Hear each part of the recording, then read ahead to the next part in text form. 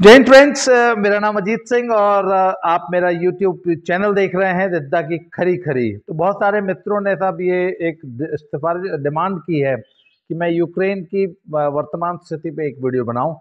तो साहब यूक्रेन, मेरे एक मित्र हैं जो कि एक ऐसी कंपनी में काम करते हैं जिसका हेड ऑफिस यूक्रेन में है, और वो यूक्रेन और रशिया के अन्य बहुत सारे जो रशियन जो ब्लॉक कहलाता है ये, उनमें उस कंपनी का बहुत बड़ा बिजनेस है, इसलिए वो वहाँ अक्सर आते जाते रहते हैं। और उनके बहुत सारे मित्र अभी भी इस समय जब मैं ये वीडियो बना रहा हूँ तब भी वो यूक्रेन में हैं। तो वहाँ से सबसे पहले तो मैंने फर्स्ट हैंड रिपोर्ट उनसे बात करके फ़ोन पे फिर ये मैं वीडियो बना रहा हूँ। तो उनका तब उन्होंने मुझे ये बताया है कि रूस की सेनाएं जो है वो जो राजधानी कीव है उसके इर्द गिर्द उन्होंने पूरे कीव को घेर लिया है, और आज रात में वो कभी भी कीव में दाखिल हो सकती हैं। और आज आधिकारिक तौर पे आज शाम तक जो है, आज रात तक कीव के फॉल की न्यूज जो है वो पूरे विश्व को दे दी जाएगी। और वो बता रहे थे कि जो कीव शहर है ना, ये एक नदी है वहां पे, नाइपर उसका नाम है। यस, ऐसा, हाँ, नेपर,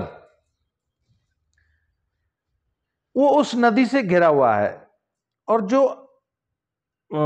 ऑफिशियल बिल्डिंग्स हैं यूक्रेन की, वो नदी के एक तरफ है और शहर दूसरी तरफ है, और इस पार से उस पार जाने के लिए बहुत सारे पुल बने हुए हैं, ब्रिजेस बने हुए हैं। और वो ऐसा बता रहे थे कि खुद यूक्रेन की सेनाओं ने उनमें से बहुत सारे पुल तोड़ दिए हैं कि रूस सेना जो है वो जो ऑफिशियल ब्लॉक्स हैं, ऑफिशियल बिल्डिंग्स हैं, वहां तक ना पहुंच सकें। परंतु अंदर की खबर यह भी है कि यूक्रेन की सेनाओं ने पूरी तरह सरेंडर कर दिया है। अमेरिका जो है यूक्रेन की मदद के लिए बिल्कुल भी आगे नहीं आया है और उन्होंने उनको ठेंगा दिखा दिया है। अमेरिका की तरफ से या नाटो की तरफ से अभी तक कोई मदद मिलने की संभावना यूक्रेन को नहीं है। तो मैं ना आपको यूक्रेन के बारे में एक मजेदार बात बताना चाहता हूं जो बहुत सारे लोग नहीं जानते। कल मैंने इस पर एक बड़ी व्यापक फेसबुक पोस्ट भी लिखी है जो कि बहुत ज्यादा पॉपुलर हुई है और बहुत ज्यादा शेयर हुई है। क्या था साहब कि ये तो सब जानते हैं कि यूक्रेन जो है वो किसी जमाने में यूएसएसआर का हिस्सा था, और मिखाइल गोर्बाचेव ने जो है 90 के दशक में, शुरू 1990s में जो है जब इसका विघटन हुआ यूएसएसआर का, तो यूक्रेन एक नया देश बना। तो अब तक वहां पे कुल 5 या 6 प्रेसिडेंट्स हुए हैं। तो सन 2015 की बात है, यूक्रेन में वहां के टेलीविजन पे एक सीरियल प्रसारित होना शुरू हुआ। उस सीरियल का नाम था सर्वेंट्स ऑफ पीपल, मतलब लोक सेवक। और उसकी कहानी कुछ ये होती कि एक कोई स्कूल टीचर है, वो जो है वो स्कूल टीचर जो है राजनीति में आ जाता है और प्रेसिडेंट बन जाता है और देश की सेवा करने लगता है। ये सीरियल 2015 में बनना शुरू हुआ और 2019 तक जो है उसका प्रसारण शुरू हुआ, और 2019 तक वो 4 साल तक यूक्रेन का बेहद पॉपुलर सीरियल था और पूरा देश उसको देखता था। 2018 में उस सीरियल को बनाने वाले कुछ लोगों ने उसी सीरियल के नाम पे एक पॉलिटिकल पार्टी बनाई। उसका नाम था, उस पॉलिटिकल पार्टी का नाम भी वही था जो सीरियल का नाम था, सर्वेंट्स ऑफ पीपल। और उस सीरियल का जो मुख्य पात्र था ना, वो एक एक्टर था, small time actor and comedian. He was a comedian. और उस कॉमेडियन ने लोगों से यह वायदा किया कि मैं बहुत ईमानदार हूं, मैं सृष्टि का सबसे ईमानदार आदमी हूं, और मैं इस देश को करप्शन से मुक्त कर दूंगा, मैं इस देश को जो है स्वर्ग बना दूंगा। और तब यूक्रेन की जनता ने अपने उस कॉमेडियन, विदूषक C grade part time actor को अपने देश का राष्ट्रपति बना दिया, सिर्फ एक सीरियल देख के कि वाह, सीरियल में तो ये एक्टिंग ऐसी करता है कि ये बहुत ईमानदार है, क्योंकि ये ईमानदार आदमी की एक्टिंग बहुत अच्छी करता है, इसको हम देश का राष्ट्रपति बना देते हैं। और एकदम सच्ची घटना है। तो साहब, यूक्रेन के राष्ट्रपति जी एक कॉमेडियन थे, फिर वो राष्ट्रपति बन गए, और 2019 में, अभी है 2022, मात्र 3 साल के अंदर उन्होंने अपनी देश की ये हालत बना दी है कि आज देश जो है रूस के कब्जे में है। आधा देश बर्बाद हो चुका है। देश के 2 प्रांत उन पे रूस ने कब्जा कर लिया और उनमें उनको स्वतंत्र राष्ट्र घोषित कर दिया है। और पब्लिक मस्त है, पब्लिक को कहते जी हमें लड़ा। उसने जो उनका जो राष्ट्रपति है, उसने कल एक बड़ी मार्मिक स्पीच दी कि मैं ये अपील करता हूं कि सब लोग जो हैं सेना में भर्ती हो जाए और हथियार उठा लें। लोगों ने अपना हथियार निकाल के अपने राष्ट्रपति को दिखा दिया कि हमारे पास तो भैया एक ही हथियार है, ये इससे अगर लड़ाई लड़नी है तो हम लड़ सकते हैं, बाकी हमें राष्ट्र और राष्ट्रवाद से कोई मतलब नहीं है। यूक्रेन का कब्जा रहे, चाहे रूस कब्जा कर ले, चाहे कोई कब्जा कर ले, हमारे सुख सुविधा में, हमारे एंटरटेनमेंट में खलल मत पैदा करो। हमें दुनिया में सिर्फ एक चीज चाहिए, एंटरटेनमेंट। एक नया सीरियल बनाओ। तो तब यूक्रेन की जनता ने सरेंडर कर दिया, उन्होंने हथियार उठाने से मना कर दिया। और जैसा कि खबरें हैं, आज रात तक देश की राजधानी कीव पे रूस की सेनाओं का कब्जा हो जाएगा। मेरे वो मित्र बता रहे थे कि तो बोनी साहब कोई आ गया है, तो इसलिए बोनी जो है वो परेशान हो गई हैं। तो साहब, मेरे वो मित्र बता रहे थे कि आज शाम तक, रात तक जो है कीव में रूसी सेनाओं का कब्जा हो जाएगा और इस विदूषक कॉमेडियन राष्ट्रपति को हटा दिया जाएगा। उसकी जगह एक और कोई कठपुतली राष्ट्रपति बैठा दिया जाएगा। तो साहब, मैं ये कह रहा था कि जिस देश के नागरिक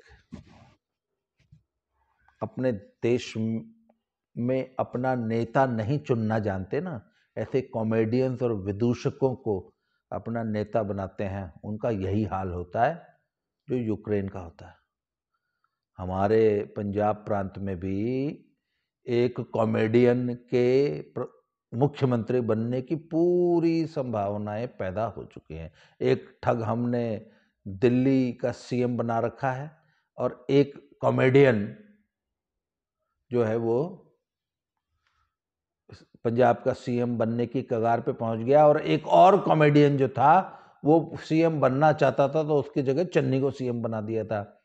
तो साहब, जिस प्रदेश के लोग इन कॉमेडियंस के चक्कर में पड़ेंगे ना, जो प्रदेश, जो देश कॉमेडियंस को, फिल्मी भाड़ों को अपना नेता मान लेगा, उनका हाल यूक्रेन वाला होता है। ये मैंने इस वीडियो में सोचा मैं जरा पंजाबियों को याद दिला दूं। अब वापस आ जाते हैं यूक्रेन में साहब। तो यूक्रेन में हमारे भारत के 18,000 स्टूडेंट्स और कुछ प्रोफेशनल्स काम करते हैं। आज उनका भी एक बहुत जबरदस्त आरआर चल रहा था। आरआर मीन्स डैश रोना। हाय भारत सरकार, हमारी जान की कोई कीमत नहीं है, हाय हमें बचा लो, हाय यहां बहुत तेज धमाके हो रहे हैं, हाय मेरे को बहुत डर लग रहा है। अरे भैया, युद्ध कोई अचानक नहीं हुआ। इस युद्ध की आहट पिछले 1 महीने से चल रही है। हमारे न्यूज चैनल्स और सारी दुनिया के न्यूज चैनल्स चिल्ला चिल्ला के कह रहे थे कि यूक्रेन पे रूस हमला करने वाला है, युद्ध होने वाला है। युद्ध नहीं, पूरी दुनिया का मीडिया चिल्ला रहा था कि महायुद्ध होने वाला है, विश्व युद्ध होने वाला है, तीसरा वर्ल्ड वॉर होने वाला है। तो भैया, तुम लोग अब तक क्या कर रहे थे? टाइम से क्यों नहीं आ गए अपने घर? अब तुमको जो धमाकों से डर लग रहा है तो भैया टाइम से आ जाते।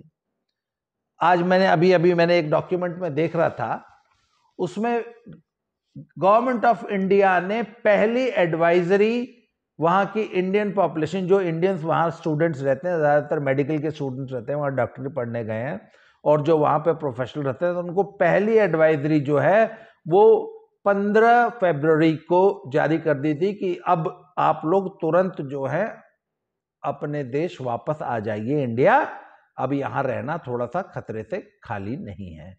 किसी ने ध्यान नहीं दिया, ओह कुछ ना होता, हम ताड़े ठीक हैं, कोई लड़ाई लुड़ी ना होती, कोई नहीं आया साहब। 15 के बाद साहब 18 फरवरी को एयर इंडिया ने 22, 24 और 26 फरवरी की 3 फ्लाइट्स घोषित कर दी कि भैया पहली फ्लाइट 22 को आएगी, फिर 24 को आएगी, फिर 26 को आएगी। उस फ्लाइट पे एक भी बुकिंग नहीं मिली इनको। तो एयर इंडिया ने कहा था 20 फरवरी को, 18 फरवरी को एयर इंडिया ने 3 फ्लाइट्स की घोषणा की कि ये 3 फ्लाइट स्पेशल फ्लाइट्स कीव से इंडिया आएंगी। 2 दिन के अंदर एक भी व्यक्ति ने अपनी सीट बुक नहीं कराई। तो 20 तारीख को एयर इंडिया ने घोषणा की कि यदि आप लोग बुकिंग्स नहीं कराएंगे तो हमको मजबूरन फ्लाइट्स कैंसिल करनी पड़ेंगी। क्यों? क्योंकि यहां से खाली हवाई जहाज इंडिया से जाएगा, दिल्ली से कीव उतरेगा और वहां से आप लोग को लेके आएगा। जब एक भी बुकिंग नहीं होगी तो फिर हम क्यों भेजेंगे हवाई जहाज? तब फिर भी किसी ने बुकिंग नहीं कराई। तो फिर तब 20 फरवरी को भारत सरकार ने एक बहुत ही स्ट्रांग एडवाइजरी जारी की। जब एयर इंडिया ने उनको बोला कि हम फ्लाइट कैंसिल कर देंगे क्योंकि वहां से कोई अपनी सीट बुक नहीं करा रहा, कोई नहीं वापस आना चाहता, तो गवर्नमेंट ऑफ इंडिया ने फिर से एक बहुत स्ट्रांग, कड़े शब्दों में एडवाइजरी भेजी, अरे भैया क्या कर रहे हो, जल्दी वापस आओ। कोई नहीं आया। सब 22 फरवरी को फिर से, जिस दिन वो पहली फ्लाइट आनी थी एयर इंडिया की, उस दिन फिर गवर्नमेंट ऑफ इंडिया ने जो है सभी लोगों को बाकायदा टेलीफोन पे संपर्क किया। उससे पहले क्या था कि 19 जनवरी से ही वहां पे टेंशन शुरू हो गया था। तो वहां की एम्बेसी ने 19 जनवरी से ही सभी भारतीय नागरिकों से संपर्क करना शुरू कर दिया था। और फिर 22 तारीख को उन्होंने पर्सनली सबको मैसेज भेज के बोला कि आपको अगर इंडिया जाना है तो फ्लाइट उपलब्ध है। कोई नहीं आया। 22 तारीख को फिर तीसरी एडवाइजरी के बाद भी जब कोई नहीं आया, तो उसके बाद भारत सरकार ने यूक्रेनियन गवर्नमेंट से बात की और वहां की यूनिवर्सिटी से बात की। और वहां के स्टूडेंट्स कह रहे थे जी, क्योंकि क्लासेस तो सारी लेक्चर हो रहे हैं, ऑफलाइन क्लासेस लग रही, ऑनलाइन क्लासेस हो नहीं रही, तो हम अगर हमारी ऑनलाइन क्लासेस नहीं होगी तो हमारी तो पढ़ाई का नुकसान नहीं होगा, हम तो यहीं रहेंगे, हमें नहीं जाना इंडिया वापस। तो फिर गवर्नमेंट ऑफ इंडिया ने यूनिवर्सिटी से बात की कि भैया तुम ऑनलाइन क्लासेस शुरू कर दो, क्योंकि हमें माहौल सही नहीं लग रहा, we want to withdraw our students. और यूक्रेन की यूनिवर्सिटीज और सारे मेडिकल कॉलेजेस ऑनलाइन पढ़ाई के लिए तैयार हो गए। इसके बावजूद कोई स्टूडेंट इंडिया वापस नहीं आए। उन्होंने कहा जी एयरफेयर बहुत ज्यादा है। अरे भैया, आमतौर पर जब फ्लाइट का ऑपरेशन होता है तो इधर से भी हवाई जहाज भर के जाता है, उधर से भी भर के आता है। अब आज की तारीख में यूक्रेन कोई जा तो रहा नहीं, तो एयर इंडिया ने आपके लिए स्पेशल प्लेन यहां से खाली भेजा है, वहां से आप भर के आओगे। तो एयर इंडिया का तो 2 तरफ का खर्चा होगा, सवारी उसको एक तरफ की मिली तो किराया तो वो निश्चित बढ़ा के मांगेंगे, इतना तो कॉमन सेंस होता है। और भैया आप वहां गए हो, 1 करोड़ रुपए आपके बाप ने खर्चे हैं, तब आप मेडिकल की पढ़ाई पढ़ रहे हो। तो जब यहां से आपको भेजना था 5 साल की पढ़ाई के लिए, आपके पिताजी ने, आपके पूज्य आदरणीय पिताजी ने 1 करोड़ रुपए का जुगाड़ किया, 60,000 रुपए तुम पे नहीं हो रहे। तो साहब कहने का मतलब है 24 तारीख तक वहां से कोई नहीं आया और फिर 24 तारीख को अटैक हो गया। फिर जब बम फूटे तो फिर इनकी फटी, हाय मेरे को तो बॉर्डर लग रहा है, हाय मेरे पास तो पैसे भी नहीं है, हाय मेरे पास तो राशन भी नहीं है, मैं तो मैगी खा रही हूं, हाय मोदी जी मुझे बचा लो। अरे भैया 20 तारीख को फ्लाइट खाली आ रही थी, 22 तारीख को क्यों नहीं आ गई? अब मोदी जी कैसे बचा लेंगे? अब तो वहां पे जो एयर स्पेस है उसको बंद कर दिया गया है, वहाँ पे लड़ाकू विमान उड़ रहे हैं, वहाँ पे मिसाइलें उड़ रही हैं, वहाँ पे एक दूसरे को मिसाइल मारी जा रही है। अब तुमको कौन बचा लेगा? इसलिए फिर फाइनली अब जो वहाँ की एम्बेसी है उसने अपने नागरिकों को एक एडवाइजरी जारी की है कि मुन्ना बेटा जी, राजा बेटा, अब जहां हो वहीं रहो, प्लीज सड़क पे मत निकलो, बम लग जाएगा। जहां रहते हो वहीं रह लो, बेसमेंट है वहां पे, अगर वहां पे कोई बंकर है उसमें घुस जाओ, मैगी है वो खा के दिन बिता लो जी। और ये इस टाइप के जो यूरोपियन कंट्रीज होते हैं ना, इनको हमेशा युद्ध का खतरा रहता है। इन्होंने सब ने बिल्डिंग्स के नीचे बंकर्स बनाए होते हैं। यूक्रेन में भी खूब है, तो उन्होंने कहा अपने बंकर में चले जाओ। जिसको बंकर ना मिले, वहाँ के जितने मेट्रो स्टेशन हैं वो सब अंडरग्राउंड है, अंडरग्राउंड पार्किंग्स हैं बहुत बड़ी बड़ी। कहते किसी पार्किंग में घुस जाओ। तो वो मेरे मित्र जो थे उन्होंने एक फ़ोटो भेजी, उन्होंने बताया कि मेरी कंपनी के जितने एम्प्लॉयज़ हैं वो अपनी बिल्डिंग के उसी पार्किंग में उन्होंने शरण ले ली है, and parking is like a bunker now. वहाँ की पूरी जो मेट्रो रेल है वो अंडरग्राउंड है, और मेट्रो रेल के सारे स्टेशन और सारी पटरियाँ वटरियाँ जो है वो सब अब बंकर बन गए हैं। पर अभी ये भी समाचार है कि रशियन सेना ने सिविलियंस और सिविलियन बिल्डिंग्स पे, सिविलियन पॉपुलेशन पे किसी किस्म का कोई अटैक नहीं किया है, और वो सिर्फ मिलिट्री इंस्टॉलेशंस और उनके यूक्रेन एयरफोर्स और यूक्रेन के जो एयर बेसिस हैं सिर्फ उन पे अटैक कर रहे हैं, या गवर्नमेंट की जो बिल्डिंग्स हैं उन पे अटैक कर रहे हैं। यूक्रेन की सेना, यूक्रेन की पॉपुलेशन पे, आम पब्लिक पे किसी किस्म का अभी तक कोई अटैक नहीं हुआ है। इसलिए अब इंडियन एम्बेसी और इंडियन गवर्नमेंट ने वहाँ के स्टूडेंट्स और अपने हिंदुस्तानी नागरिकों को जो बोला है कि अभी जहाँ हो वहीं पड़े रहो, जब आना था जब तक तुम आए नहीं। अब हम तुमको कोशिश करेंगे कि सड़क रास्ते थे ये पोलैंड और हंगरी होते हुए जो है वो पहले वहाँ पोलैंड हंगरी पहुँचा देंगे बाई रोड, फिर वहाँ से इवैक्यूएट करने का कोई प्लान बनाएंगे, पर उसमें अभी 2-4 दिन समय लगेगा। क्यों? क्योंकि वहाँ पर भी तो पब्लिक इधर से उधर भाग रही है, तो रोड सारे जाम हैं, रोड्स की कंडीशन नहीं है, कुछ ब्रिजेस तोड़ दिए गए हैं, वहाँ पे सड़कों पे बहुत लंबे लंबे जाम लगे हुए हैं। और युद्ध के इस माहौल में आपको हंगरी या पोलैंड ले जाना भी वहाँ की एम्बेसी के लिए, भारत सरकार के लिए आसान नहीं है। इसलिए राजा बेटा जहाँ पड़े हो वहीं पड़े रहो, वहीं किसी तरह 2-4 दिन बिता लो। 2-4 दिन में अगर सिचुएशन कुछ ईज होती है तो भारत सरकार कोशिश करेगी कि आपको वहाँ से बचा के ले आएगी। इससे पहले ऐसी बात नहीं है कि भारत सरकार ने अपने नागरिकों को छोड़ दिया है। यमन से लेके आई थी, इराक से लेके आई थी, कुवैत से लेके आई थी, और पता नहीं कहाँ कहाँ से, सीरिया से लेके आई थी, सऊदी अरेबिया से भी एक बार लेके आई थी। कोविड के दौरान भी बहुत सारे अपने स्टूडेंट्स को चाइना से इवैक्यूएट किया है गवर्नमेंट ने।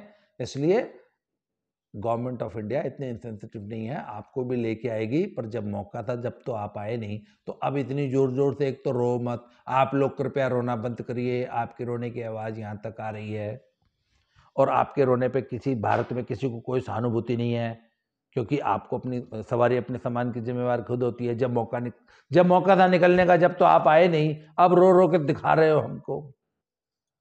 तो साहब ये फिलहाल यूक्रेन की स्टोरी है। यूक्रेन में अभी एक खबर आई थी कि नाटो के कुछ देश अभी मीटिंग कर रहे हैं कि अगर रशिया नहीं माना तो हम हमला करेंगे, या मेरे को तो मारा, मेरे बाप को मार के दिखा। उसने कहा चलो यूक्रेन को तो मारा पुतिन, अगर तूने किसी नाटो के सदस्य देश को हाथ लगाने की कोशिश की तो हम छोड़ेंगे नहीं। ऐसी एक धमकी अमेरिका जो बाइडेन ने, ऐसा सुना गया है कि पुतिन को दी है। तो जब ट्रंप था ना यूएस का प्रेसिडेंट, तो हमारी लिबरांडू जमात उसको भी, और वहाँ के भी सारे अमेरिका के जो तो लिबरांडू थे ना, उनको वो ट्रंप बहुत बुरा लगता था। उन्होंने वहाँ पर भी एक जोकर बैठाया था जिसका नाम था जो बाइडेन। तो जब जोकरों को अपने देश की कमान दोगे ना, जोकर्स, विदूषकों को, तो यही हाल होता है जो आज जो बाइडेन ने अमेरिका का किया है, या यूक्रेन के उस राष्ट्रपति ने यूक्रेन का किया है।